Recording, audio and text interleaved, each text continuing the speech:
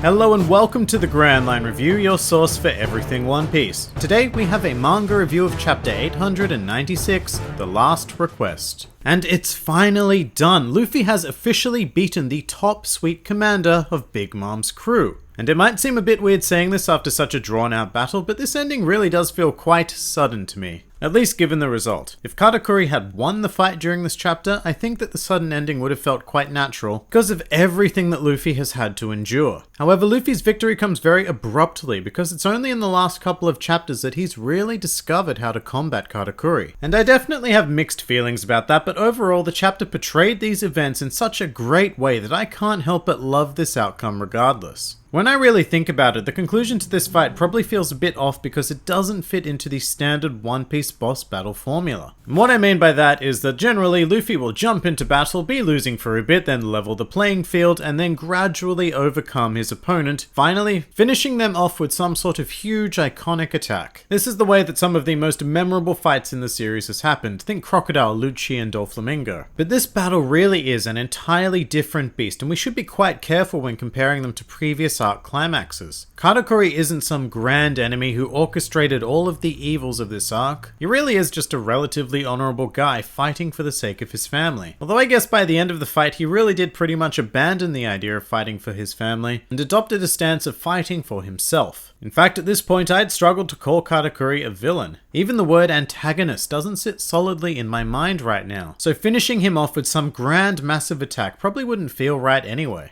By the way, can we just note how absolutely huge Katakuri is when he falls onto his back? After his official height was released, there was an image going around on Facebook comparing Luffy and Katakuri's real heights, but this is the first time I think I've really been able to comprehend it in the manga. He's a big guy. But the second thing that really sets this fight apart from the other big boss battle endings is Katakuri's final words to Luffy. Once Luffy painfully makes his way out of the hole in the ground, Katakuri just so happens to be standing there, making it seem like this fight is far from over. But then he simply asks Luffy if someday he will return to defeat Big Mom. And before we get to the answer, this is the true ending of the fight right here. Rather than beat him down with his fists, Luffy has actually convinced Katakuri to believe in him. And that is huge because I don't think that's ever happened to a previous main villain in the series before. At least not during their fight. And I think it's only in the moment after Luffy's answer that Katakuri really concedes defeat. It seems like Katakuri may have been able to continue fighting, but he just doesn't see the point anymore. During combat, he really has come to know Luffy as well as any of his crewmates or allies. And he now believes that not only will Luffy be able to defeat Big Mom, but someday eventually become the Pirate King. And this all leads us to an idea that up until recently I thought was pretty lame, and that is the notion of Katakuri actually becoming an ally during the final arc, or even before. Like I said, I thought that was an almost fanfiction level of lame previously. After this last chapter, I'd say it's almost certain to actually happen. Alright, and before we leave Katakuri, I have to say that my favourite moment of this chapter was most definitely Luffy placing his formal hat over Katakuri's mouth before he left. It's such a simple action, but it shows the level of respect that Luffy has for Katakuri. As a result of this, Katakuri should be able to maintain his position of leadership amongst the Big Mom pirates. Whereas if his face were revealed, he'd probably be ridiculed in a manner similar to what Flampe did. But I think that's quite enough about that because this chapter was quite meaty actually, and featured a lot of other nice moments. In fact, I have to get this out of the way right now because I never thought this would happen. But in this chapter, for a single panel, I actually found Pudding funny. It's the part where she's doing a massive inner monologue about needing to apologize and be thankful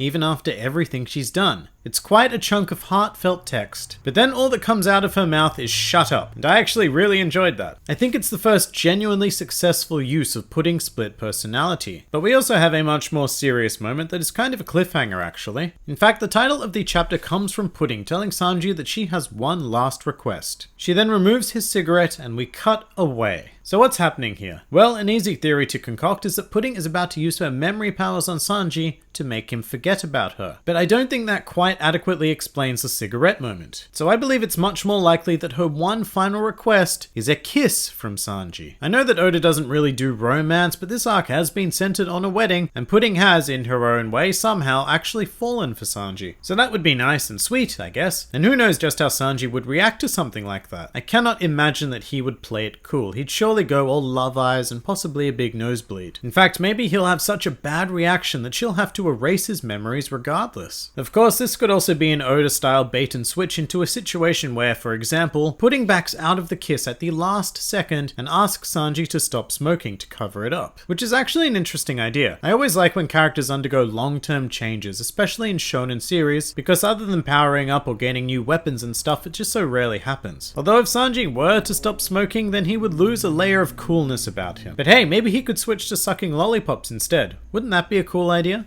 So we also get a little of big news Morgans in this chapter, continuing to foreshadow just how massive this news will be once the Straw Hats eventually escape Totland. However, CP0 Stussy, whatever her name is also present, and I think I've mentioned this before, but I feel like she's there entirely to shape the news that Morgans publishes. The two of them always appear together, so it feels an awful lot like the world isn't actually going to find out the truth of what happened in Totland. It will probably be skewed towards the narrative the world government is looking to push. Regardless, I cannot wait for the next decks of the world, because there are bound to be some pretty damn fine reactions in there. So moving on to the end of the chapter, we have a character who I didn't expect to see again so soon. It's Pekoms. Oh sorry, I mean Nazoms. Nazo meaning mysterious in Japanese. So whatever the hell Pekoms is wearing, I absolutely love it. He looks like a superhero. Although I do have one question, and that is exactly how did Pekoms get into the mirror world? Actually, I have another question as well. How did he know about Pedro's death? I don't really have a good answer to either of these because as far as I'm aware, Brûlé would have been in the mirror world with Luffy and Katakuri. I mean, I guess I could see a situation where Brûlé kind of crawled her way caterpillar style to a mirror and got part way out only to be intercepted by Pekoms. But for the last few hours, hasn't there only been a single mirror that you can actually enter from? And that's currently being guarded by pretty much the entirety of the Big Mom pirates. How very curious. Maybe there's a mirror that Oven and his gang missed, and Luffy will just stroll on out of there while everyone else's attention is on that big mirror. Otherwise, here's an idea. I'm not sure if this is actually possible, but Brûlé may be able to use her mirror powers to briefly transform Luffy into Katakuri. Or better yet, transform Pekoms into Katakuri. Pekoms then carries out Luffy under the guise of taking him to prison, or I guess whatever they do in Totland, and everyone escapes. But I feel that's pretty unlikely because Brûlé doesn't seem that cooperative, and her powers may only work on animals. The last thing I want to mention is the cover story. There's not much to say except that Harudin looks absolutely glorious in his Viking wear. The most fascinating thing though is that he is now the captain of the giant warrior pirates. That's the crew that was captained by Dory and Broggy before they got caught up on Little Garden, so this is pretty exciting news because it means that it's not only going to be a couple of giants joining the Straw Hat Grand Fleet, it's quite potentially going to be an entire crew. And I think this cover story might even go on to detail some of the other members who will join said crew. So I'm pretty excited for that because I love anything and everything about giants in the One Piece world. But that pretty much does it for this week.